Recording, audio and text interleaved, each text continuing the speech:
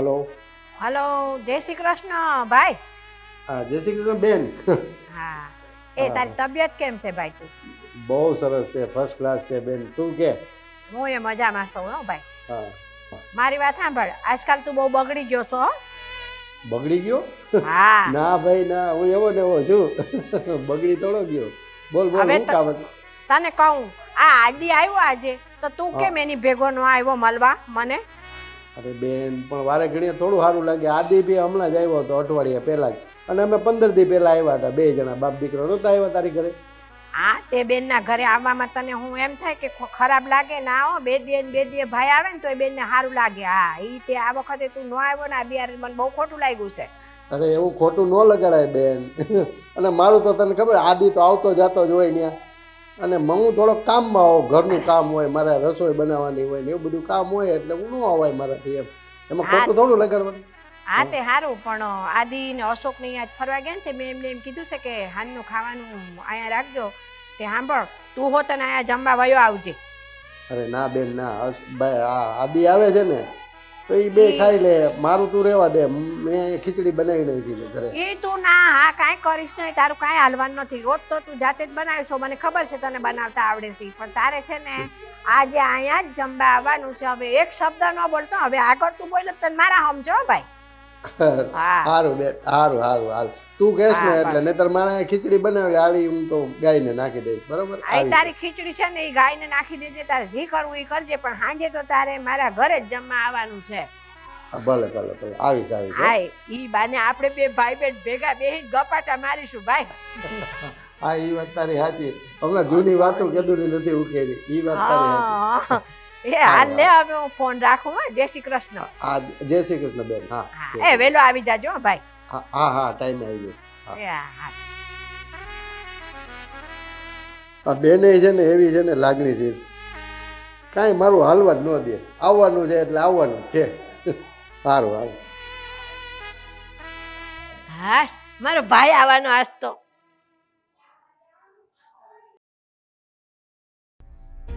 અશોક મારા ભાઈ, તું અને હું, તારા સિવાય કોઈ નહીં, મારું બીજું કોઈ. Ten ten ten ten ten ten ten.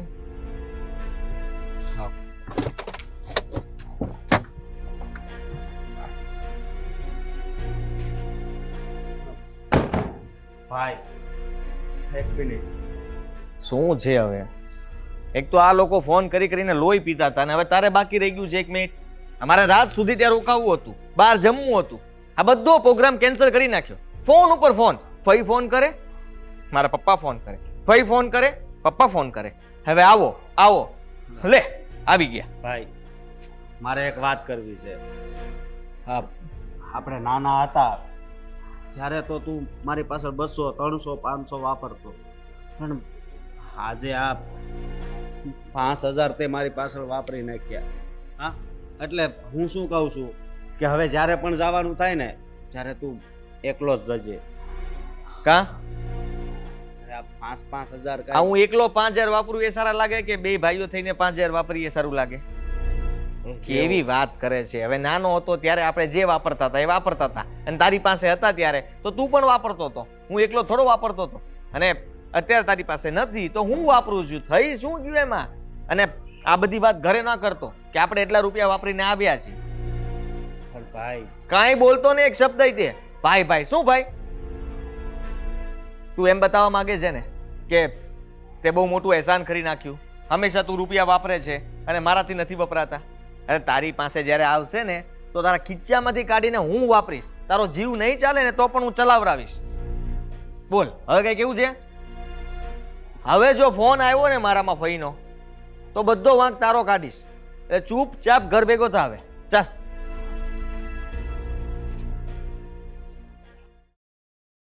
હા, આદિને અશોક હજી આવ્યા નહીં.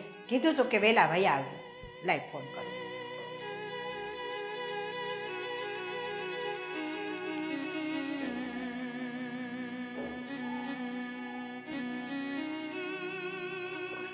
મમ્મી, જમવાનું બધું રેડી થઈ ગયું છે. આ અશોક ને આદિભાઈ ક્યાં રહી ગયા છે? હું કહ્યું ને એ બેયને ફોન કરું છું. આ બેમાંથી એકેયના ફોન નથી લાગતા. લે, શું કરવું મારે? આ છે ને ફરવામાં ને ફરવામાં ફોનમાં ચાર્જ નહીં રહ્યું હોય, આખો દી ફોટા બોટા પાડ્યા હોય કે નહીં, હા હા હું ખબર હવે હું થયું યાર વહેલા આવી જાય તો સારું રે. એટલે જ કઈ મોકલ્યા હતા, જાઓ છો તો સમયસર પાછા આવજો. પણ નહીં, આ બે ભાઈઓ જાય ને એટલે બસ ટાઈમના ઠેકાણા જ ના રહે. એ બે ભાઈ એકલા થોડા છે, એમની આખી ભાઈબંધોની ટોળકી ગઈ છે. એ જય શ્રી કૃષ્ણ. જય શ્રી કૃષ્ણ મામા, જય શ્રી કૃષ્ણ. એ મારો ભાઈ આવી ગયો. હા હમણાં કેટલા ટાઈમથી છેલ્લે હું 15-20 દી પહેલા આવ્યો હતો. કેમ છે હવે તારી?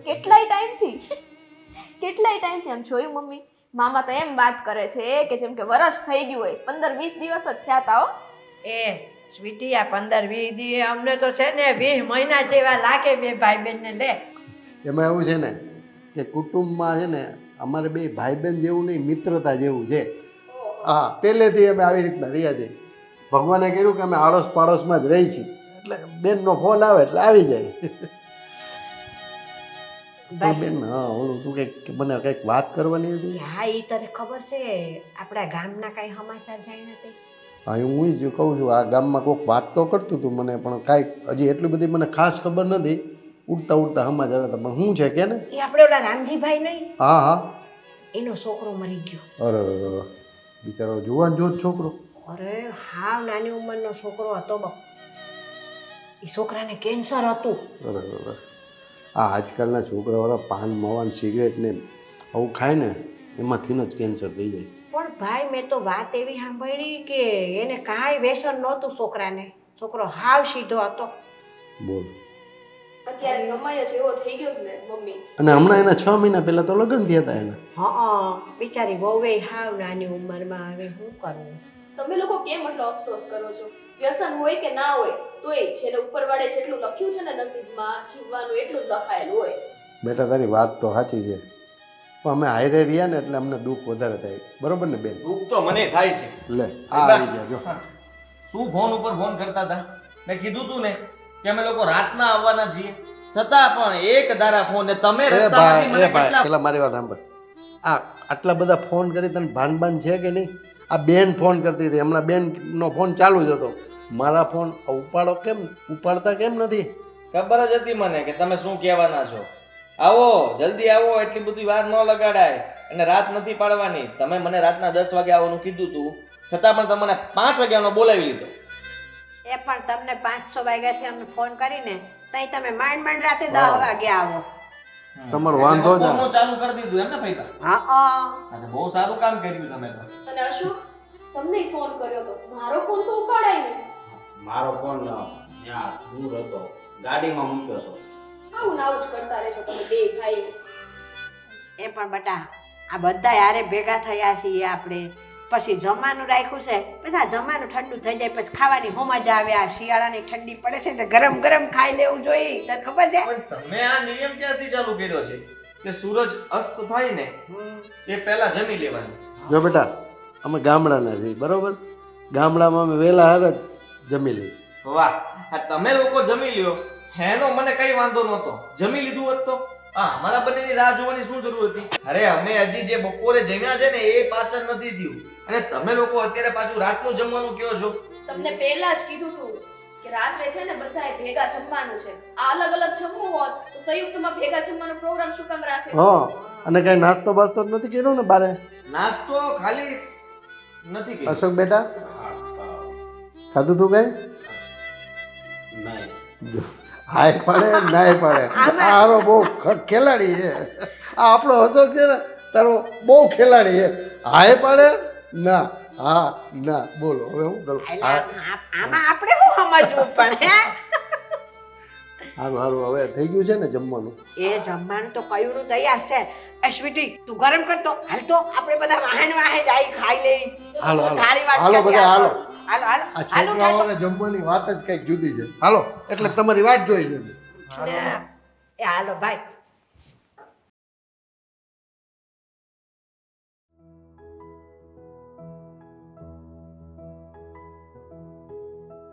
હાલો રવિભાઈ. બોલ ભાઈ. હા ભાગીદારીનો શું નિયમ હોય? હા જો નફો થાય કે નુકસાન એ બંનેને ભોગવવાનું હોય. વાત તારી બધી સાચી, પણ હવે નથી ભેગું થતું, મારે શું કરવું? અરે નથી ભેગું થતું એટલે હા જ્યાં સુધી નફો છો ત્યાં સુધી તમે મને સાથ આપ્યો અને હવે નુકસાની આવી એટલે તમે આમ એ રીતે અલગ થઈ જાવ એમ હાલે? અત્યારે માલ કેટલો પડ્યો છે, એનો કોઈ ગ્રાહક નથી, વેપારી પાસેથી બધો માલ તો લઈ લીધો છે અને આવી રીતે કરો ને એ સારું ન કહેવાય. પણ હું તને આખો ધંધો તો હવે સોંપી દઉં છું, તું હશે ને હું જાઉં છું હવે. અરે પણ હવે આ કેવો ધંધો છે કે જેમાં નુકસાની જ છે? હવે એ ધંધો મને સોંપી દેવો છે? હજી વેપારીને પૈસા આપવાના બાકી છે, તમને ખબર તો છે ને? હા હાર વળ મારે ફોન આવું છું, જાઉં છું, બાય. અરે પણ રવિભાઈ,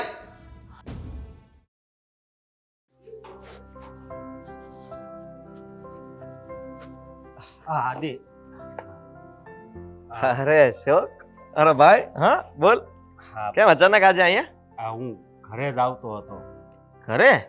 હા મામાને મળવા? હા અરે વાહ, આ મામાનું બહુ કામ પડે. કોઈ દિવસ એમ ન કીધું કે ભાઈ તને મળવા આવ્યો છું? અરે તને મળવા આવું જ છું ને, પણ આજે વાત જ એવી છે એટલે મામાને મળવું પડે એમ છે. કેમ, શું થયું? આ મેં તને વાત કરી હતી ને કે મારા ધંધામાં ખોટ ગઈ છે, એટલે કંઈક મદદ કરી શકે તો મામાને વાત કરું એમ. અરે પણ તું મને વાત કર ને. આ બોલ, શું થયું છે? ના ના, મારે મામા જોડે જ વાત કરવી છે. અરે ભાઈ, હવે હું કઈ નાનો નથી રહ્યો કે તું કઈ નાનો નથી. આપણે બંને એકબીજાને વાત કરી શકીએ. આ જે કંઈ પણ થયું હોય ને, તું મને વાત જણાવી દે. હા હા, ખોટ આવી એની જ વાત કરવી છે. કેટલી નુકસાની આવી? રકમ બહુ મોટી છે, હું મામાને કહીશ. અરે પણ બોલ તો ખરા. અને આ તારો પાર્ટનર ને તમે બંને ભેગા જ હતા ને, તો નુકસાની પણ બંનેના ભાગમાં જ આવશે ને. વાત જ એ છે, અત્યારે નુકસાની આવી તો કહે તું ભોગવ, મારે કાંઈ લેવા દેવા નહીં. અને જ્યાં સુધી ફાયદો છો ત્યાં સુધી ભાઈ ફાયદો લેતા રહ્યા. હા, કેટલી નુકસાની ગઈ છે? ભાઈ રકમ નથી બોલી શકાય એમ. અરે બોલ તો ખરા. 25 લાખ. તું મૂંઝા નહીં, હા હિંમત રાખ થોડી, થઈ જશે. ચાલ આપણે બંને મામાને વાત કરીએ. ચાલ હા ચાલ. આ ગભરાઈને વાત ન કરતું. ગભરાય છે શું કામ? હા ચાલ. અત્યાર સુધી તો મારી મદદ કરી છે, પણ આજે હા આંકડો જોઈને મને અરે જરાય વિચાર ના કર. મામા તને ખબર જ છે ને, હંમેશા તારી પાસે ઊભા રહ્યા છે, તારી સાથે ઊભા રહ્યા છે. હરેક પળ હરેક ક્ષણે તમારી સાથે ઊભા રહીને તમને મદદ કરી છે, તો આ વખતે પણ કરશે. ચાલ એમને બધી વાત કરીએ આપણે. હા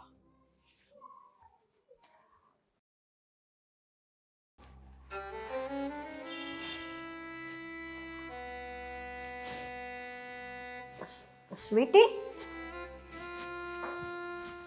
મેં તને કહ્યું નહીં ચા બનાવવાની કીધી, બટા તે ચા બનાવી કે ન બનાવી? ના મમ્મી, ભૂલાઈ ગઈ. દે, આ કોઈ દી નહીં ને આજે તને કેમ ભૂલાઈ ગયું? અને કેમ આમ ઉદાસ ઉદાસ જેવી બેઠી છો? કાંઈ વિચારમાં હોય એમ લાગસ. મમ્મી વાત જ એવી છે ને કે વિચારવું ના હોય ને તો પણ વિચારવું પડે.